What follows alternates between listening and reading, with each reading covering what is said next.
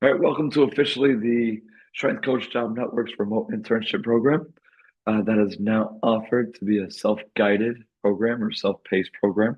You will now have the ability to go at your pace, whether it be once a week, maybe when you have time on the weekends. But we wanted to offer this to you guys as we know everybody is very busy. And as strength coaches or strength professionals, sometimes life gets in the way and we can always be as consistent as we want. So this gives us an opportunity to learn at a very individualized pace, along with growing and hopefully be able to help increase the production of your athletes, but also increase the production of you, the coach. First, we'll talk a little bit about who I am, the expectations, kind of, how we want you to guide through this and the interaction with the Discord, homework, the reading, as well as the final project.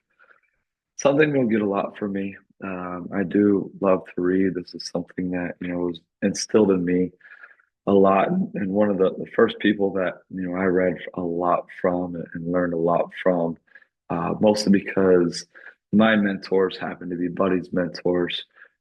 So a lot of things that he brought in coaches that I looked up to also kind of had the same mentality. And one of my more favorite quotes is you've got to read on a daily basis. If you limit your knowledge, you limit your abilities. You limit your abilities, you limit the development of your athletes. And that is your job to develop your athletes. For those of you that don't know who Buddy Morris is, I'll tag him as one of the pioneers to the profession as we see it today. And something that, I'll always take from him, from not only the people that I look up to, but people I know that work very closely with him is he's always willing to ask questions, always willing to learn, no matter how we think of him as being one of the more intelligent people in his profession. He always will make sure that he can continue to increase his knowledge and take the time to try to figure out a little bit more of what exactly this profession is. Something I did take from him, and that I tend to have in most presentations that I give are just thank yous.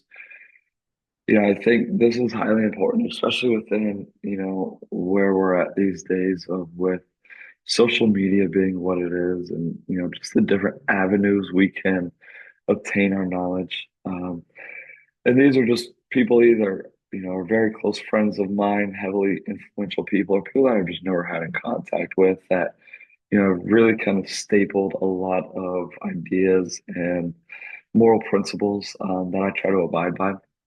Not only as strength coach, but as a friend, a husband, and a father. So quickly, who am I? This this section, I should say, will probably be the only sales aspect that you'll get from me. We'll talk about, my promise to you guys of transparency and honesty that, I think has really gotten lost in social media. But I do feel it is important. Obviously, you guys are here, you guys want to learn. But hopefully I can, very quickly in a small glimpse, build some rapport of exactly, what I've done. Obviously, like I said, my name is Mike Nicholas. I was a athlete at Robert Morris University. Um, I will always put that in my bio. I don't talk about my athletic career too much, especially in this space, mostly because I want people to get over the idea of you had to play the sport to understand the sport, to coach the sport, especially at the um, context that we're working with, which is human development. Um, I always say, I think the only thing that, my playing career ever allowed me to do was to just understand just a mindset and psychological what athletes are going through. And I do think that's a really important quality that, I feel like I may have learned quicker and, took an approach, even though not necessarily in the beginning, of doing the things that I didn't like. Um, that, I was coached by, whether it be the authoritarianism type training or the yelling and screaming or the, trying to get everybody to throw up. And I say that with, I not necessarily wasn't always that person. I was definitely coming out. Someone that, kind of took lead of off of how I was trained or, what parents or coaches wanted me to do. But as I kind of grew into this profession, gained the confidence of, being able to articulate what it is I'm doing, as well as why it's benefiting the athletes, has definitely shifted my approach with the athletes. We'll get a lot of just kind of the mental aspect from me of, again, hopefully understanding a little bit of what athletes are going through. And I do attribute that to, my playing career. From there, I did everything a little bit backwards. I started off as an engineer major through injuries and truth be told, trying to figure out that this was actually a profession. Or before I always saw it as the people at the gym that were really big were the ones leading the workouts, and that's just how strength coaching became a thing. And under my first internship or mentorship, as I'll call it, is with Tom Mislinski, um, who I see as one of the brightest people that I've learned, the most amount of. I really realized that this was an actual profession that I wanted to, shift my career in. Unfortunately, we didn't have a lot of, exercise science at the school that I went. So I did things a lot backwards. Got a lot of more applicable training, being on the floor a lot, things of that nature, and then, slowly increase my understanding of the human sciences. After Milo, I had Todd Hammer. Todd also worked at Robert Morris. Both of those two were disciples of Buddy Morris that I learned a tremendous amount from. They definitely took a very different approach, where Milo would be, tagged under a very Russian conjugate sequencing model, where Hammer would be tagged under more of a true West Side approach. Definitely learned a lot from both of them. Things I liked, things I didn't like, how to approach different athletes, how to build rapport, but also how to train. I think, sometimes, the idea of having very intelligent strength coaches can sometimes get a bad rap, just like having very meathead coaches. And I thought both of these two had a very good balance of, being very intelligent and methodical in their approach, but then also, at some point just getting into the bar and, putting some weight up. After that, I went out to Northern Illinois under Coach Eric Klein. This was a very different internship for me. During this internship, I was working multiple jobs just to make sure that, I could afford a place to live and food on the table. But as well as, just prior to him, all the coaches that I'd been under knew me more as an athlete, and the rapport was already kind of there. So there's a lot more trust with those athletes. Where with Coach Klein, hired me gratefully, but I didn't get to kind of work with any athletes. I kind of, kept with a 1,000 foot viewpoint. But really big for me as it was the first time I was under more of an Olympic based program. And by that I mean, Olympic lifts, weightlifting, whatever terminology you deem to use. And, prior to that, it was very big with, box squats, max effort work, dynamic work, things like that. Coach Klein was really big on, just learning on that approach, where, your KPIs tend to be just increasing the clean and jerk or snatch or what have you. And I loved it because it was definitely out of my comfort zone. But, for me at that time, being able to take a different viewpoint and different scope was really important to me as, I continue my growth of a strength coach of, having different methods and principles that allowed me to shape who I am. After that, I spent some time in the high school world as a strength coach. which again really kind of taught me how to work with 400 athletes and simplify an approach that not only worked for our athletes, but worked, scaled amongst a lot of different types of athletes. Where prior to that was going to be Division One athletes, or at the private sector, which I was currently working at. Athletes, and I don't want to use the term always wanted to be there, but they were paying for a product. Where at the high school level, it was just more of a quote unquote mandatory objective form. So definitely learned a lot as far as that goes. But I think what I really learned was what perception was.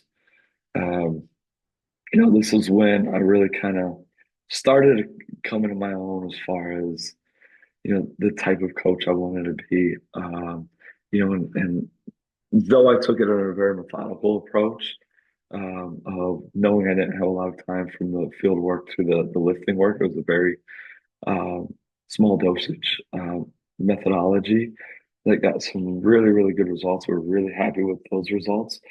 But I struggled creating buy-in with not only the athletes, but with the coaches.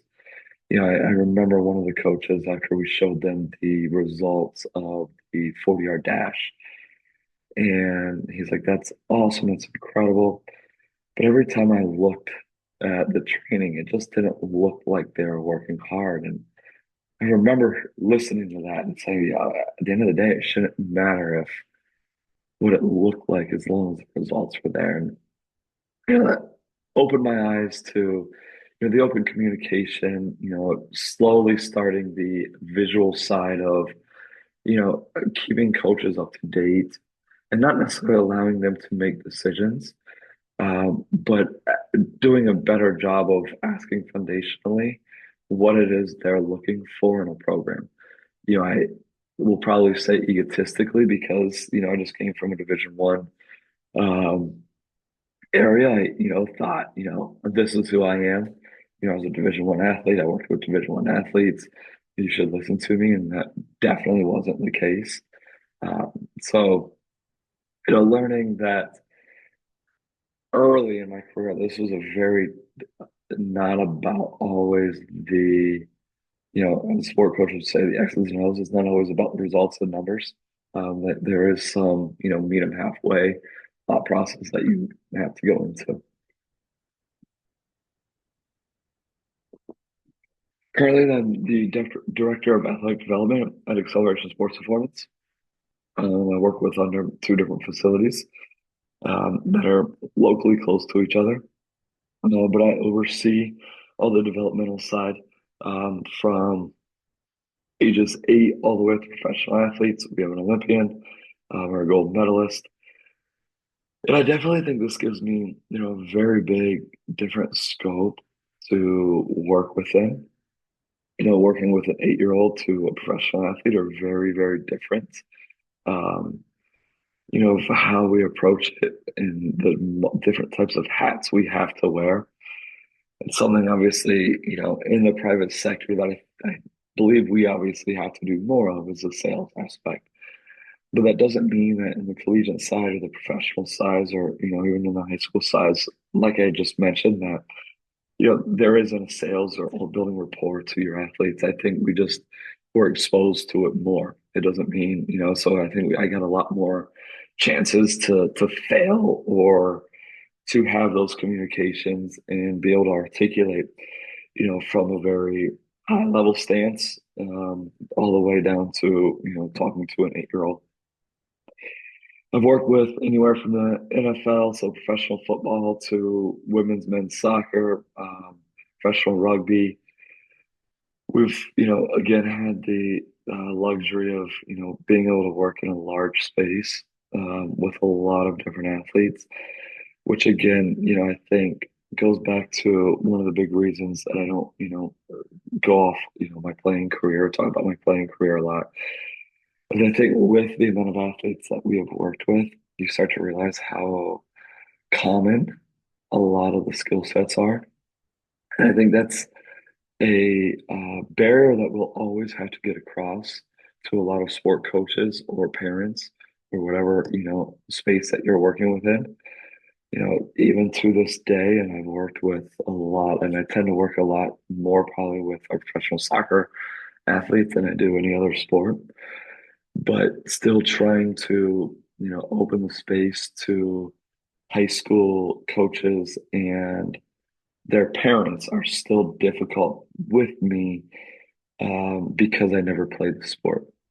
And I still think it's, not necessarily wild, and I understand that aspect of it. Is why I've, made a really big effort to be able to speak terminology and, be able to back up what I'm saying from both a physical standpoint and a technical standpoint, which will be something that we go about as we start to go into these webinars. But it is really important, and I think at the professional level, the biggest thing I've learned is how to manage athletes. Majority of our professional athletes, we will sit down with them, we'll talk about what their schedule looks like, any breaks that they have, things that they have to do. A lot of our CFL athletes will have to go back and forth and do a lot of media stuff. So how do we work with inside of that? How do they get everything done? It's almost, and you'll always say this, working with professional athletes is, almost making sure that we allow genetics to run its course, and it's a lot more about management of their program rather than it is the actual exercise selection or that specific program. For the collegiate side, it's a lot more about programming.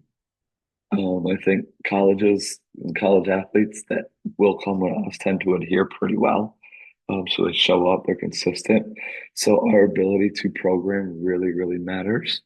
Um, we don't necessarily have to motivate them. We don't necessarily have to create a lot of buy-in, especially in the space that we are. A lot of our college athletes have been with us for a very long time, so that trust is always there. They're not necessarily paying for us to always keep an eye on them. They're paying for us to be really good programmers. And then you've got the high school level where I think it's a really good balance of both. It's our ability to program and also our ability to um, manipulate the nuances within each training program.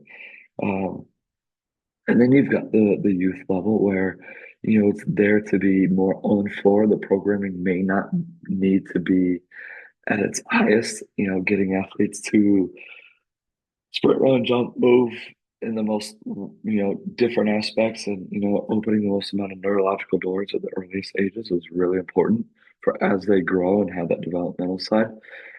So I think from the private sector, it gives me a very different capacity to speak on a lot of different topics because we have to wear so many different hats. And like I said, we prioritize the development of the athlete, especially at our, 8 to 18. Once they get into college and professional level, we, do have a lot more say on their technical, tactical side, and start to get a little bit more sport specificity.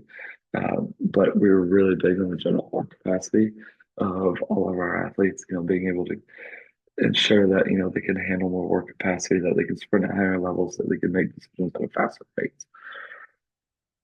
So as I taught the internship, on the right is, what we do in our brick and mortar. We tend to have internship programs in-house during the fall and during the spring/summer. This is a little bit about, what we've done or where a lot of our strength coaches have gone. It's something that I am very proud of, that we take the seriousness of developing our athletes just like we do developing our internships and our internship program. And we've had some amazing coaches that have come through our buildings that are now deemed as, one of the higher in our profession. And which is really nice, for me as somebody that, doesn't get to network as much as I'd like because owning a business is very difficult to get to conferences, get to, things that, get me outside of my four walls. Um, my network tends to be very big with, former interns that are doing some amazing things.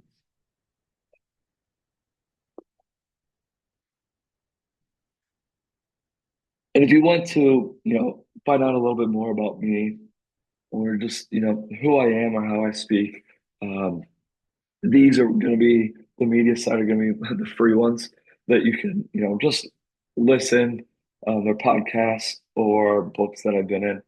Um, Very quickly, the Elite FTS with Table Talk with Dave Tate. That one's probably, if you're going to listen to one, probably the most extensive one. We cover a lot of ground from, early in my career as an athlete and how that shaped me as a coach, as well as how we program, as well as how we work with our youth athletes and development side. That's one that I'm very proud of, especially with, you Dave being someone that considered a mentor, even though that, he may have never met me, but getting a chance to share my experiences and thoughts to him, as well as, be questioned by him, and having to double down on some of my thought process was absolutely amazing. New PTs on the Block was a podcast that I was on, which is exactly that, of a buddy of mine, Gino, who leads it. It's directed towards physical therapists and new physical therapists. And the big topic was, how do we coexist? I think this is something that, is highly important. And if you are, anywhere in the space of physical performance or, human performance, and to me, that's, strength and conditioning, performance, um, physical therapy, athletic trainers, or better known as a medical staff. I do believe this one is for you.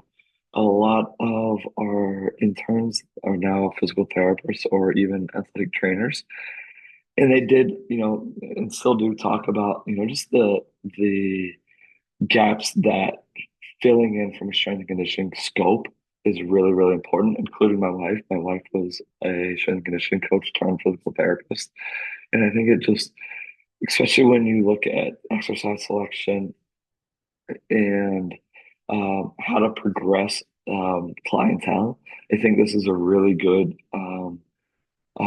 series of webinars to help with that aspect. But it also allows you to communicate and articulate with, some confidence when you are working with strength coaches or, sport or technical tactical coaches. Strength Talk and Shop, Samson Strength Coach Collective, both similar, just podcasts that I was on that, same thing, and something that, I didn't mention before, but, anytime I get to share my experiences, and going back to the people that I think, yeah, I learn a lot from, outwardly sharing my experiences, my thoughts. I'm a very introverted person that, because of this profession is, almost forced to be extroverted. So, I think if it were up to me and, I was born a little bit later, my specific job would be a sports scientist or, in a clinical setting where, I don't get to talk to a lot of people, but, these are spaces that, I do enjoy and talk about, um, when it comes to giving my experience in the scope that I see it as, but hopefully a very transparent way. We'll get into that, as we open up the promises and what exactly, my promise to you guys is, we go through these webinars. And then Strength in Numbers from John Bloom. It's a book that I had a section in with just a bunch of open-ended questions. That one is not free, but I do highly recommend the book. There's some amazing coaches that just give advice to younger coaches on a score of topics. Before we begin, and again, something that I want to get back to, and I've been in this profession for about 17 years. And what I believe made me was some amazing coaches and their ability to sit down and have a conversation with me, whether it be over the phone, over a cup of coffee, over at someone's house, over, at a clinic, or, me going out there for a week. As much as I love social media and my knowledge has increased when it comes to social media, I think, you know, what the it's given us is this viewpoint of perfection. When we post something, we deem it tending to be, a perfect prep or a perfect idea or a very well thought out scope. And that's not strength and conditioning. And I think too many times we think right away we have to come up with this most perfect program. We have to be able to package it and visualize it brilliantly on social media. Our worth is our followers. And this webinar and this series of webinars is really important to me because I want to bring back that cup of coffee conversation. The way I'm speaking to you now is the way I'm going to speak to you. If you haven't realized yet, I'm not a published speaker. I speak, from my ability to, understand from my experiences and what research has given me. And my experiences have told me a lot of things that I've done wrong, but also a lot of things that I've done right. And something that I feel has always set me apart is I'm a very big observer. I still to this day, part of just my daily tasks is, when I wake up, I'll always read 10 to 15 minutes with some sort of continuing education. But I always close some sort of journaling of what I learned that day or, what I experienced that day, what I observed that day, something that I want to go down into. And I think that's a really big reason why I've grown the way I have. I was talking to a friend yesterday of, a coach that told his son that he's been coaching since before that athlete was born. And I think that's a big, that tends to be something a lot of coaches will say is their experience. And they deem experience as longevity. And one of my more favorite quotes is you can have 15 years of experience or you can have 1 year of experience 15 times. And I would lie to you if I told you that, I've done this for 17 years now, that I've had 17 years of experience. There have been years, whether it be because I was on the floor too much. I had big groups, big projects that, I didn't get to observe the way I do, to have my continued education. I was just working inside my business and just trying to stay afloat. There were other times when life just got in the way, from personal reasons to having a kid to, both parents passing, that, my job was just the last thing on my mind. And so I'm not here to tell you that, every year of you have to have a year of experience, but the goal is to always, try to push the needle forward and have a very clear understanding of times that you have really grown as a coach, times that you wish and you can look back on it and identify changes and with the result in hand. I think that's sometimes, coaches don't like to look at it from that perspective, but sometimes when you already have the answers, going through the process makes it a little bit clearer of decisions that should be made. But as we kind of regress, everything that I've given you and everything that I will give you is regurgitated, stolen. There's influence of my own personal bias and experiences based on the needs and surroundings to better the development of our athletes. You that is very important to me, especially in the climate that we're in right now of everybody wanting to um, develop the newest, greatest, program or, be the most sport specific coach. Um, Everything has been done, and there are very few resources, even in this day, that I've looked at that I say, oh my gosh, that is brand new. I think what we're in right now, and where we're at right now is our ability to use technology and model it out in a way that allows us to make clearer decisions. But those decisions have been made since the Zatsorsky, Verkhoshansky era. The nuances of programming really haven't changed. I think we've made them worse at times. Um, but a lot of the things that you're going to get from me will be, really rooted in a lot of, and I don't want to use the word traditional philosophies or traditional principles, but I think there has to be, some sort of research that is going to back it and not just these thoughts or, perfectly packaged Instagram that, of a program that you see someone do. 50% of the material covered is true. Your job is to figure out what percent. And again, that, when we get to the promises,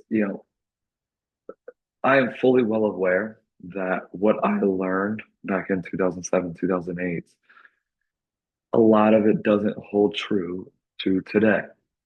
Things that I learned 2 years ago, 5 years ago, the program that I wrote 5 years ago, 10 years ago, I look at and I laugh because I understand that at that time, that was exactly the why I made those decisions. I could back, but with the experience, with the knowledge, with the research that I have now, I probably would have made different decisions then compared to now, or now compared to then.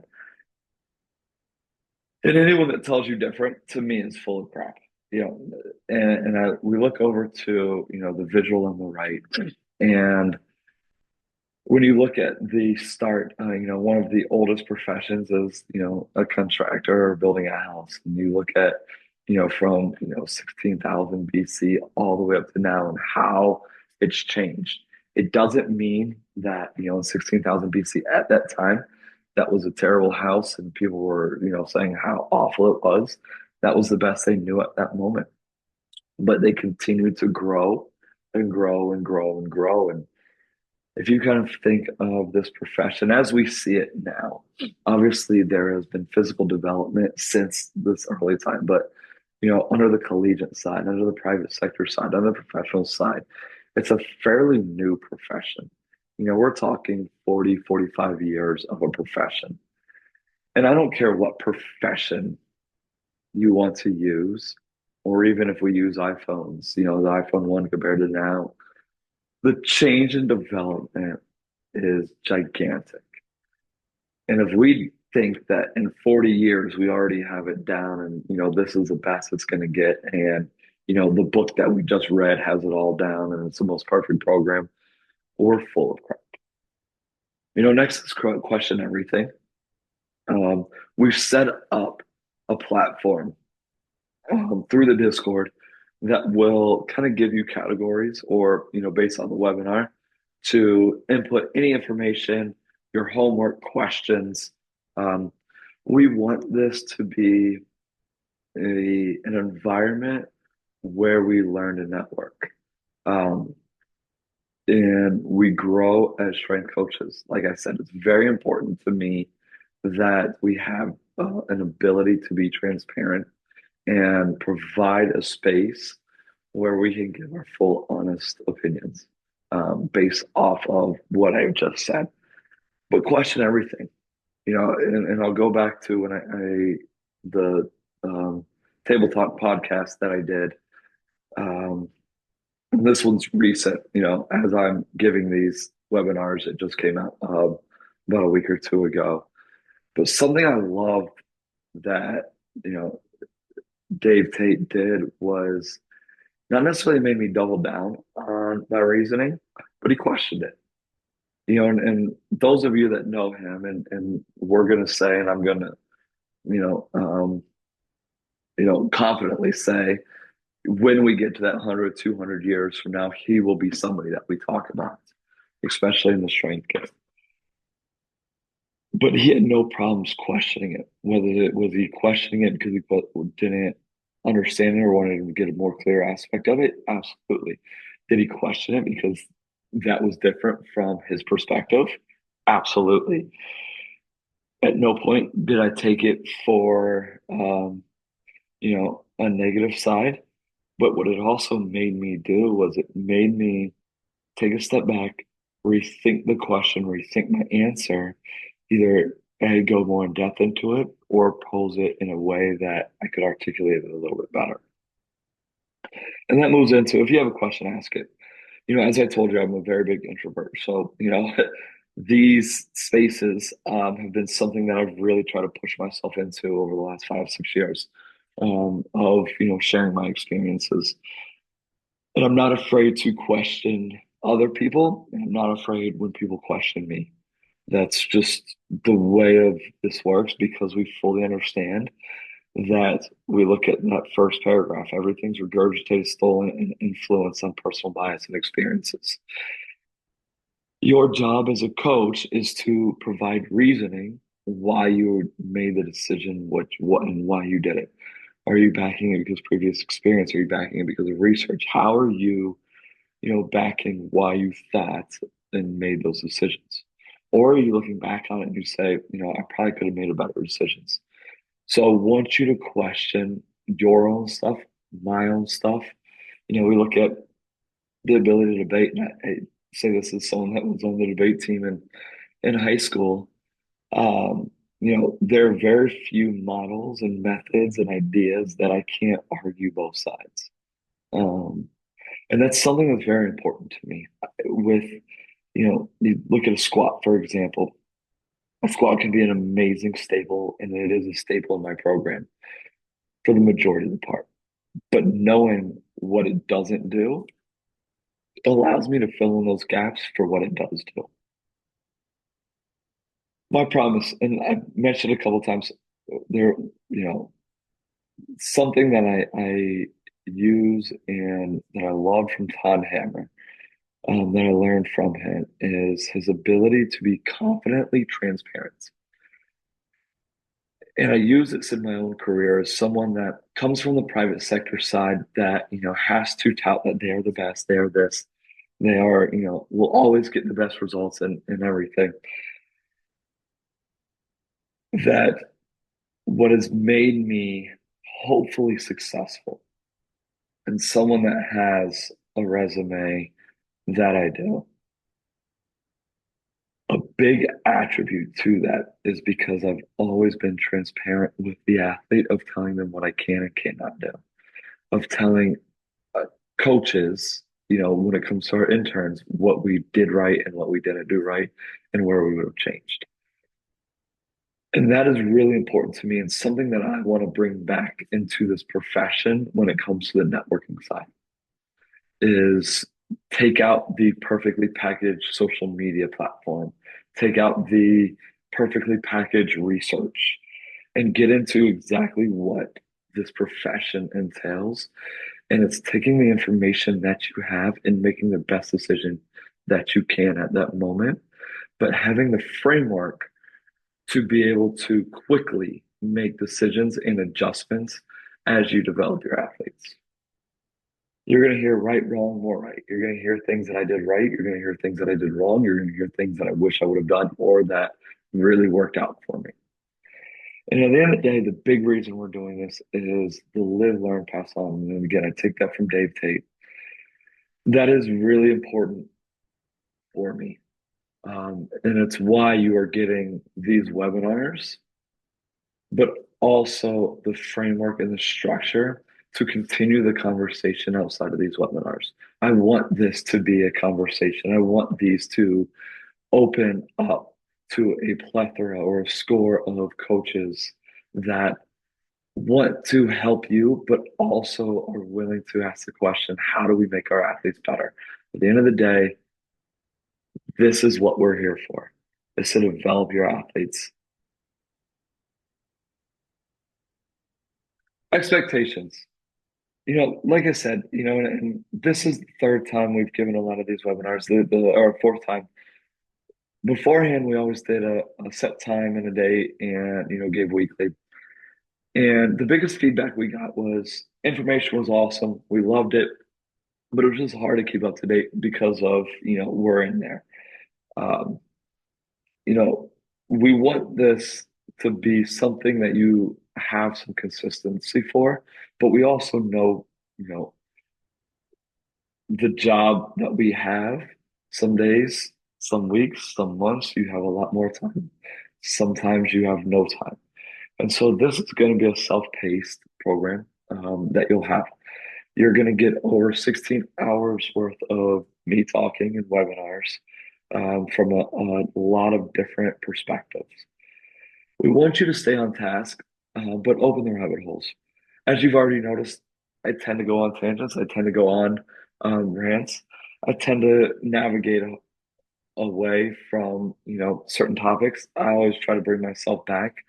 Um, but if we go into, that example of, why I'll always end the night of writing down um, my thoughts and, my observations, it's because it allows me to open up different gates and different avenues to continue my growth. I want you to interact. Like I said, too many times we follow people and we never have a conversation with them. And that to me is, unfortunate. Something that, I've done and I'll always do is anytime I watch a webinar, anytime I watch something, I reach out to that coach, tell them something I liked or didn't like, or if there's a question. But like I said, we have the framework now with the Discord to ask those questions for each webinar. You're going to have homework, things to read, things to watch, and overall, portfolio to actually design. I want, and again, coming from the introvert that has really put an effort into um, being able to articulate vocally, as well as, on paper, my thoughts, my reasonings to a wide range of outlets has been very important. And I think as a coach, I've grown both as athletes, but also, as someone that, has been in this profession that has a lot to give back. Um, and my goal, like I said, is to make this, a high interaction and a continuous interaction. I love that quote up top. It is what we know already that often prevents us from learning. Your ability to stay open will always matter. And it brings us down to the Dunning-Kruger effect. If you haven't seen this, it's one of my favorite graphs, and you can take it from a lot of different perspectives, whether it be your understanding of knowledge or even how you approach training your athletes. At some point we get on the top of Mount Peak of Mount Stupid and we assume that we know everything. We're always going to be there. I've been there a lot. It's, you have a great experience or you've learned from someone awesome or, your results were incredible for a block or two blocks or an off season. Something will always happen to bring you back down, all the way down to the valley of despair. For me, it's always been injuries. I've always said someone's injury will always be or will be what brings me out of this profession. You know, that, there's no way, and I think it's a reason why I'm good at what I do is because injuries, I take a very methodical approach anytime someone gets hurt with us. Um, I look back at the program. I, have certain check boxes that we check off. I try to find a reason why they get hurt, but I'm also very emotionally attached to it. And if that injury happens under my watch, it weighs on me a lot. But then we also realize, and I use that, injury, that, injuries are so multifaceted that it gets very difficult to say this is one reason why, an injury happened. And that generally brings me up to the slight, slope of enlightenment that I understand that with the information that I have, that I can get the results that I get and make the decisions that I make to help better my athletes.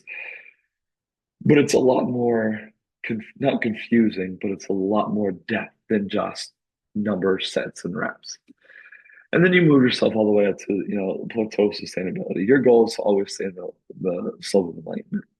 The quote of, the only thing I know is I know nothing.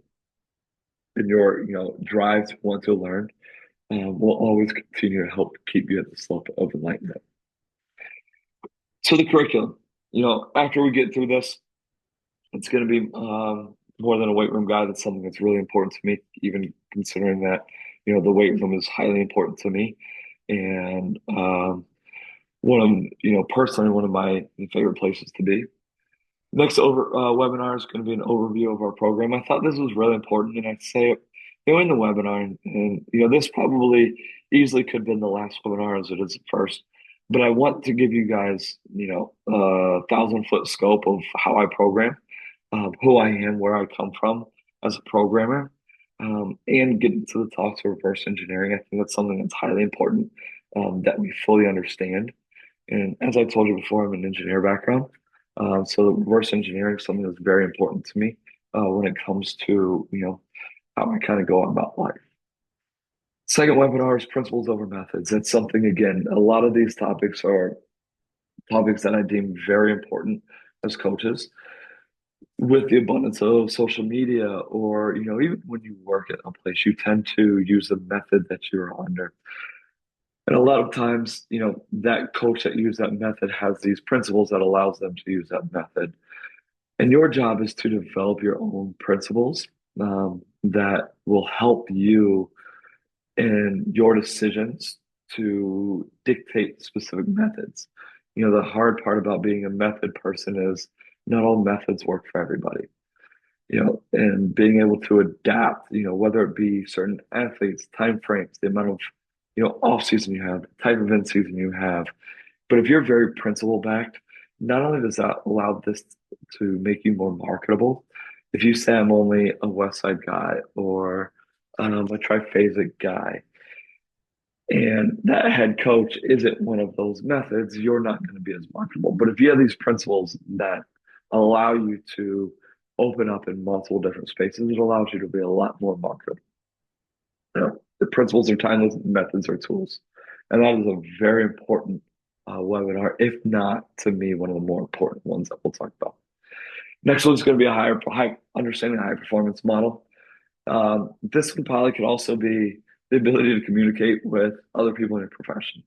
This is something from the private sector I don't get to do a lot.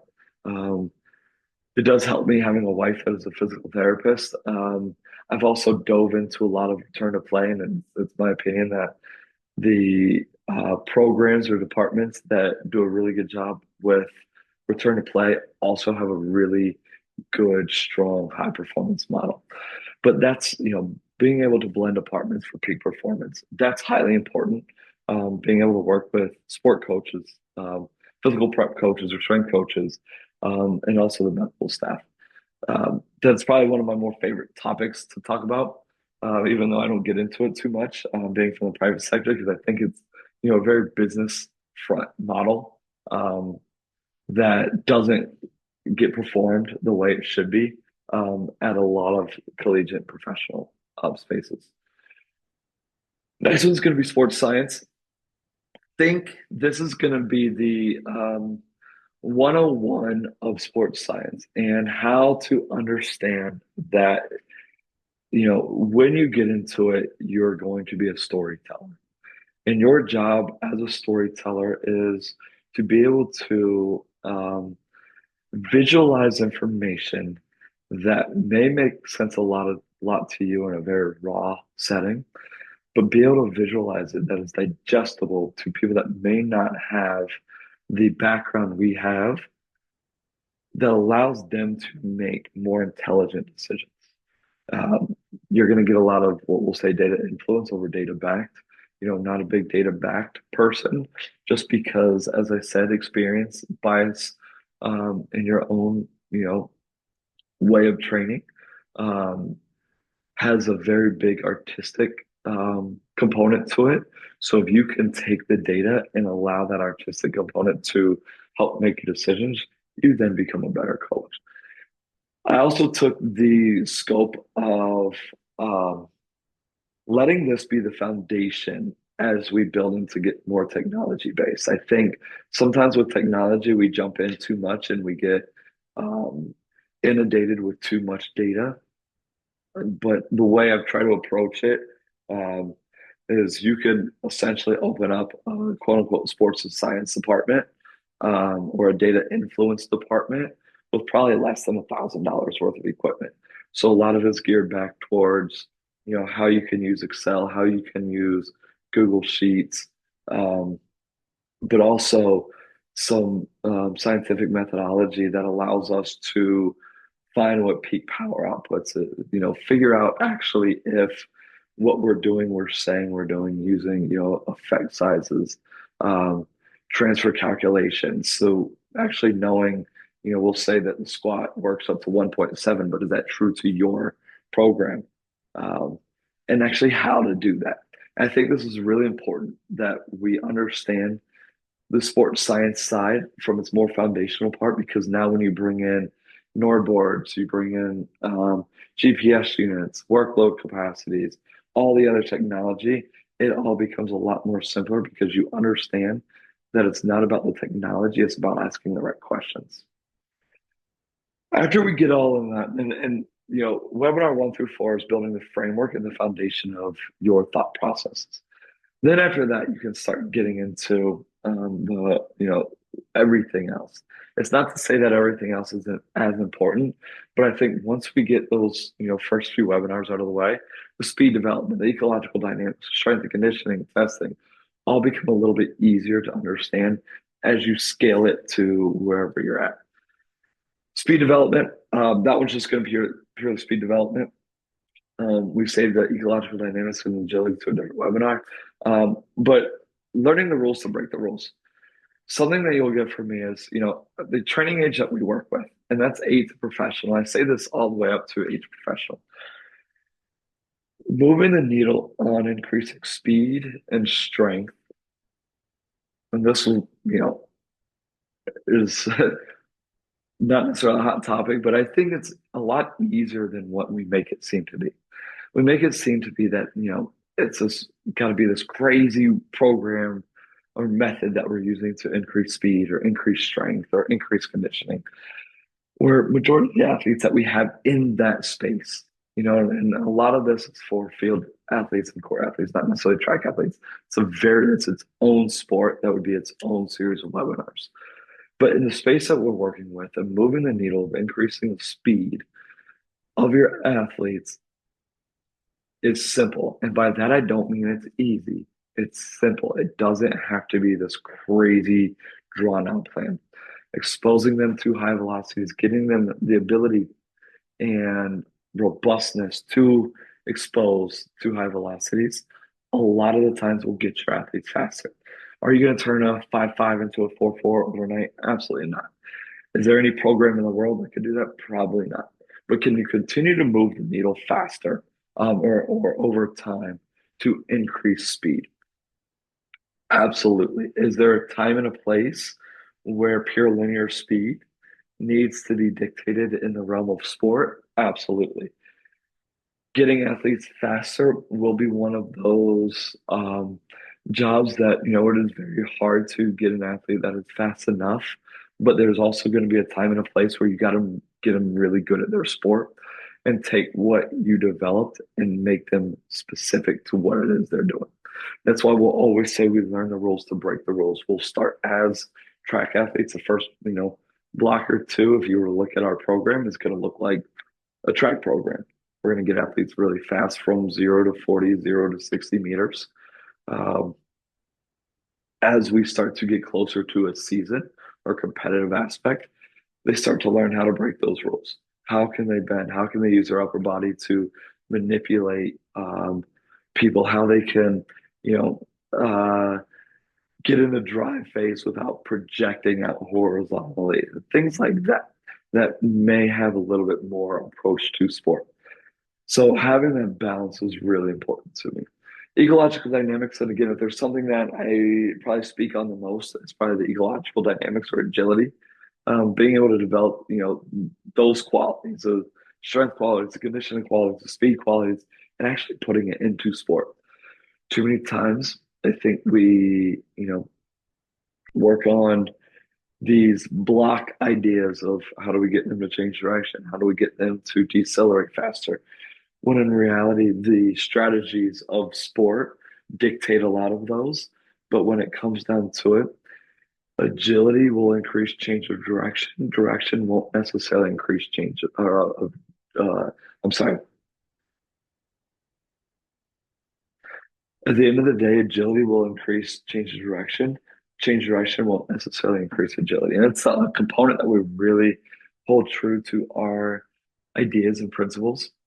So a lot of decision making, a lot of constraints-led approach theory when we come into it. Next is going to be strength. Um, I take a very different approach with the strength. I love the weight room. I love the strength side of it. But just in reality, I think strength is one of the topics that is talked about one of the most because I don't want to say again, like speed development's the easiest, but there's a lot of different ways you can do it. So we kind of bring up some foundational, truths or what we deem foundational truths of, things, concepts that you have to take into consideration when you program. But then also understanding some of the hot topics, whether it be, do we Olympic lift our athletes or do we jump throw our athletes? Do we work on fast eccentrics? Do we work on slower eccentrics? So taking the scope from that side of how we build strength, but also just some of the more important qualities that we have to understand what it is we're actually doing with the athletes in the weight room.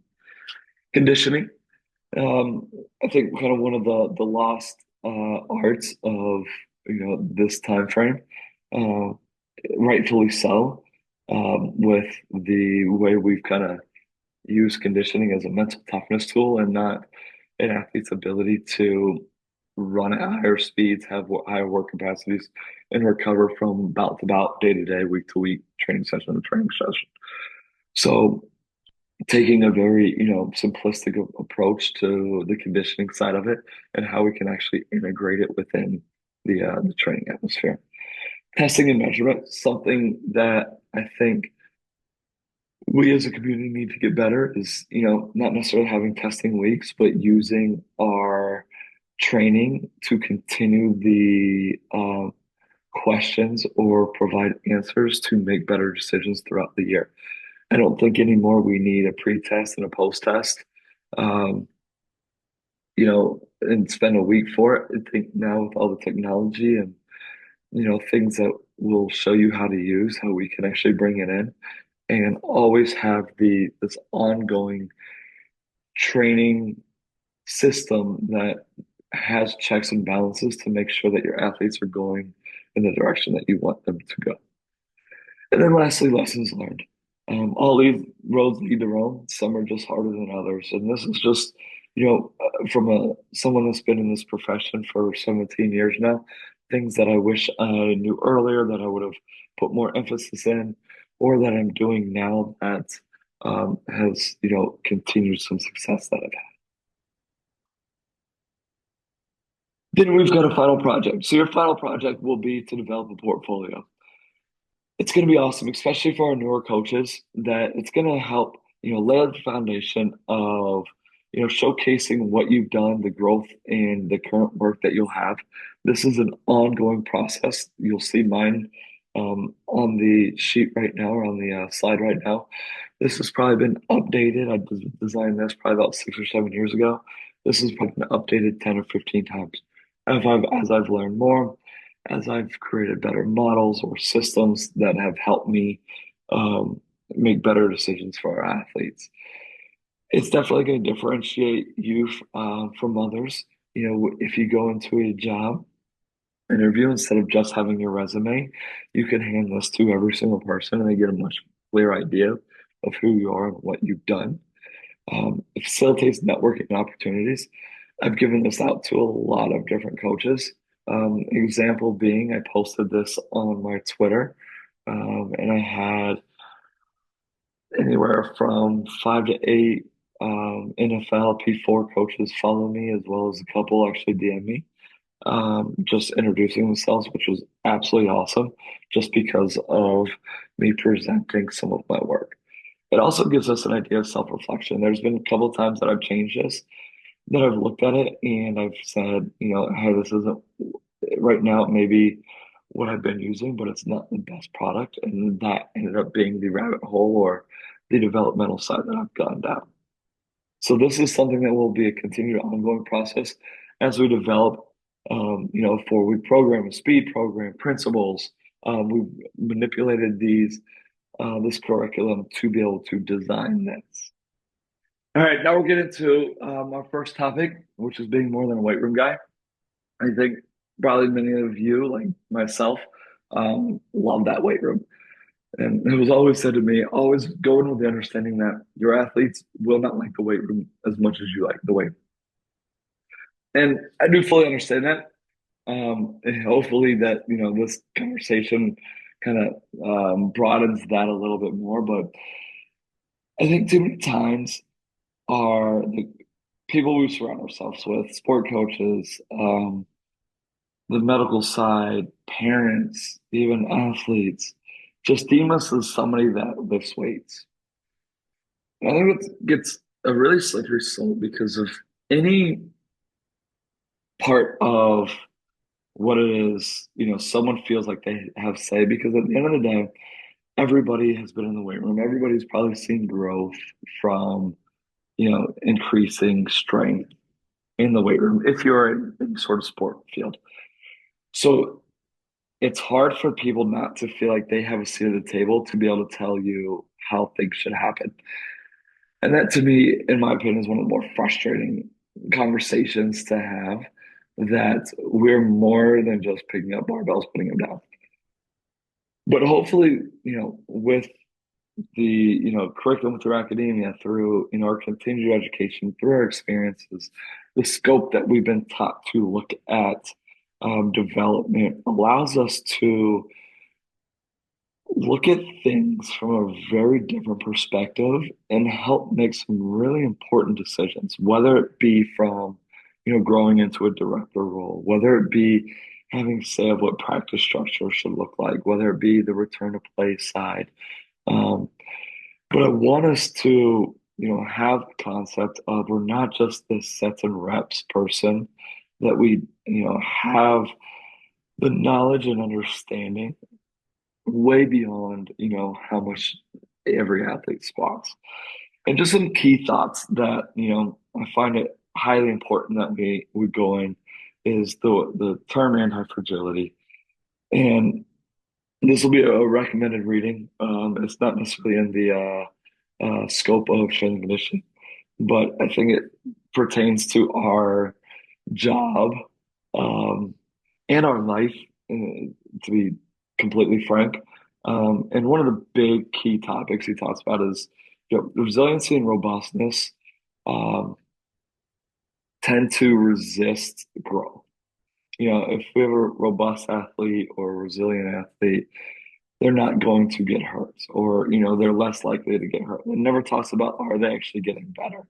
There's a very big difference between the two. Can we include that while getting better? And that to me tends to be an anti-fragility mindset. So essentially that anti-fragility mindset is, understanding that we are going to have to go into, plan B, C, and D, and things are going to happen. Something the topic he brings up is, if you kind of look at some of the more impactful decisions that have ever happened in the world, whether it be through technology, you look at sickness or, you know, uh, medical advances, it's always happened because of something negative. And I think on a mindset side, sometimes when something negative happens, we're so inundated with sadness or negative side that we don't have the framework to say, okay, how are we going to turn this and grow into it? So you have that anti-fragility mindset. Whatever happens from a day-to-day side, your athletes aren't getting what you expected them to do, or the results you wanted, or coach does something that doesn't go along with plan. If you have that anti-fragility mindset, you're going to be able to have the framework to continue that growth. And that is incredibly important in this profession. Be a problem solver. From Albert Einstein, and I'll let you kind of read this quote, but comes under the idea of, if we're gonna think of, how to solve something, rather than, just finger and toying with it, put thought into it. ask the right question before you figure out the answer. And we'll get a lot of that when I get into the sports science side of, my ability to create or develop a ton of data, but I have no clue what it means. And, to kind of start asking the right questions. It goes into, finding coaches or I'm sorry, athletes that want to work really, really hard and narrowing their scope into working really hard smart. It pays no mind to, play basketball for 9 months and then go play football.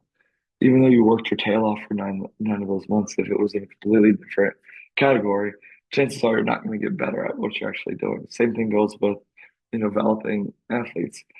Why run them to death? Why run 2, 3, 4, 10 miles at a time and then expect them to be really good at walk jogging, sprinting as soccer would do?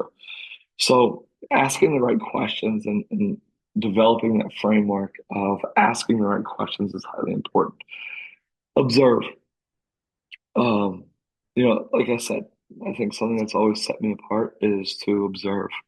Um, that it's going to help me acquire wisdom. I try to sit back a lot, and just watch athletes move. And it opens up a lot of good questions of, where I want to go, why, what separates a first stringer from a third stringer. Um,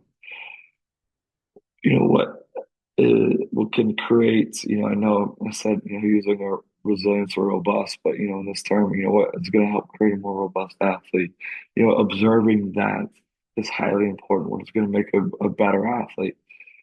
Then lastly, see the forest through the trees.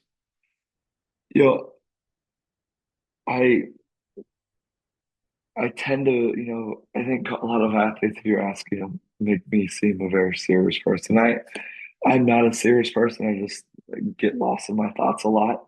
And I think that tends to make me a serious person. I always laugh when, somebody says it, and when I see, see the forest through trees, I also kind of understand that, you know, that there's a lot more to this profession than results.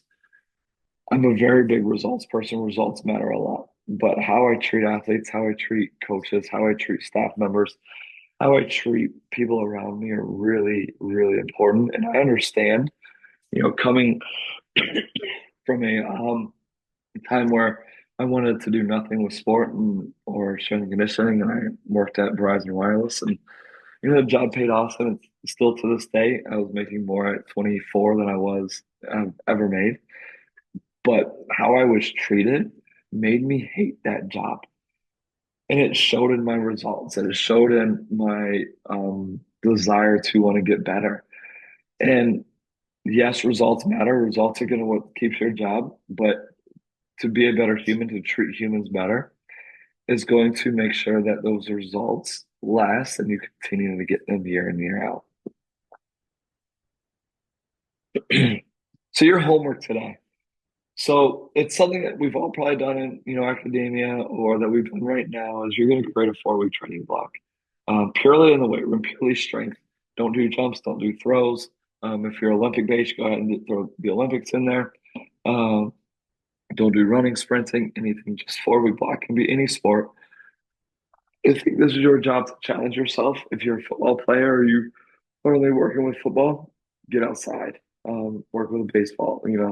This is your chance to challenge yourself because essentially this, we're not putting this into real world. We're applying it, with inside of a scope of other coaches and myself looking at it, and asking questions of, what it is you're doing with your athletes. Assume the GPP phase is already done.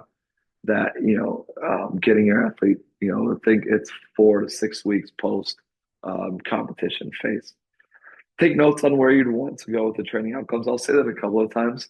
Um, but, have an idea of where you think you'd want to go. Are you in a strength phase? Are you, using a vertical integration? Is your goal to go into, more of a speed or a dynamic side? But be prepared to provide rationale for those decisions. I don't care how it will be. We'll eventually make it neat, nice, visually appealing, digestible, all that. But just write it out. Put some thought into it, but get it out. You'll have a couple, webinars to um, go back and look at it. Mandatory reading, something I always give our athletes, I'm sorry, our coaches, is Milo's Russian conjugate sequencing system. Um, it's a long read. It's a thesis. Um, if you are a conjugate guy, this will kind of give you a very different approach or the bare bones of what the actual conjugate system really means. You combine that with Farkashansky's thought process of the conjugate system, you'll then figure out what the West Side approach actually means. But really, really good.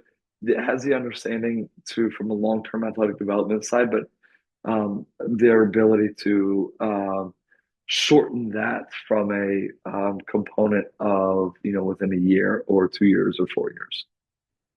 Additional readings. So these are, I'll always have some additional readings. Some you'll have to pay, some are webinars or free YouTube ones. But anti-fragile, like I already talked about, models from scratch. I think, and I say this and I'll say it a bunch of times, but um, you know, no model is right. Some are useful. I'm a very big model person because I think it helps create emotionless decisions um, with the understanding that most model or all models are useful, none are right, but it gives us a starting point to allow us what we've done, what we're doing, and how to go from there. Something like I said, you're going to get a lot of from me is creating a framework that is it has its checks and balances to continually make sure that we're on the pace that we think we are. And that's something I think that's highly important. It's not this test them in January, okay, test them again in May, and then have this guesswork that they got better. And if they didn't get better, blame them. All athletes are going to respond to different stimuluses in different ways. And if you have a framework that allows us to continually understand how they're adapting to each stimulus, it allows us to bucket athletes and make better decisions. And understanding models definitely help. Why zebras don't get ulcers. This is always one of the first books that I recommend to strength coaches, and it's just understanding stress, both from your athlete side but yourself. This is a stressful job. It's a low paying job. We're in it not because we want to get paid, but because we want to impact lives and we love what it is we're doing. But that doesn't mean that it doesn't come with a lot of stress and having the ability to deal with that stress.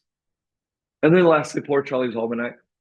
This is just the idea of being able to have a multidisciplinary thought process. Like it goes back to being more than a weight room guy. Um, that we have the ability to conquer a lot of different tasks in a lot of different areas if we develop the right way to look at things and have that observation and have the communication, being able to articulate our thoughts. With that, our first official webinar is done. Um, if you guys have more questions, feel free to reach out to me. You'll have my information. But I look forward to interacting with you over the next 10 webinars.